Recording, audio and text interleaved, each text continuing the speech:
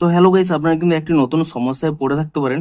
আপনাদের আগের ভিডিওতেই জানিয়েছিলাম যে আপনারা কিন্তু এবার থেকে যে কোনো নোটসের উপর যদি আপনারা এখানে ক্লিক করে নেন, তাহলেই দেখুন এখানে কিন্তু একটি নতুন অপশন পেয়ে যাবেন কমেন্টস বলে।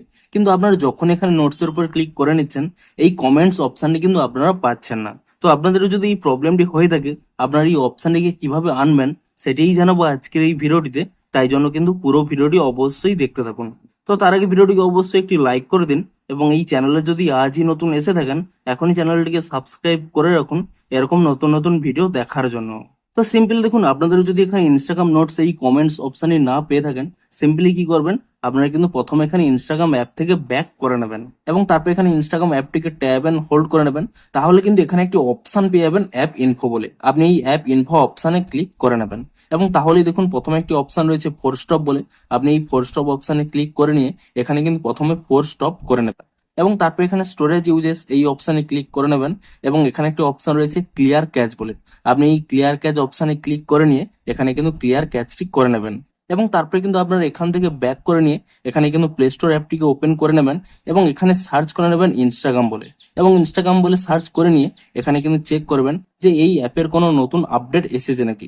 যদি এখানে দেখেন কোনো নতুন আপডেট এসেছে, অবশ্যই কিন্তু অ্যাপটিকে নতুন ভার্সনে আপডেটটি করে নেবেন। এবং তারপরে দেখুন এখানে কিন্তু ইনস্টাগ্রাম অ্যাপটিকে নতুন ভার্সনে আপডেটটি করে নেওয়ার পরে আপনারা কিন্তু এখান থেকে ইনস্টাগ্রাম অ্যাপটিকে ওপেন করে নেবেন এবং তারপরে দেখুন আপনারা কিন্তু এখানে এই ডিএম সেকশনে ক্লিক করে নিয়ে আপনারা দেখুন যে কোনো নোটসের উপর যদি এখানে ক্লিক করে নেন, তাহলেই দেখুন এখানে কিন্তু সেই কমেন্ট ফিচার্সটি পেয়ে যাবেন। কিন্তু দেখুন তবুও যদি আপনারা এই মুহূর্তে এই অপশানে না পেয়ে থাকেন, সিম্পলি কি করবেন, এখানে কিন্তু একটি স্ক্রিনশট নিয়ে নেবেন এবং তারপরে কি করবেন, এখান থেকে ব্যাক করে নিয়ে আপনারা কিন্তু এখানে প্রোফাইলের উপরে ট্যাপ করে নেবেন এবং তারপরে দেখুন উপরে যে থ্রি লাইন রয়েছে, আপনি সেই থ্রি লাইনে ক্লিক করে নিয়ে সিম্পলি কি করবেন, এখানে কিন্তু নিচের দিকে স্ক্রল করে নেবেন। এখানে একটি অপশন পেয়ে যাবেন হেল্প বলে।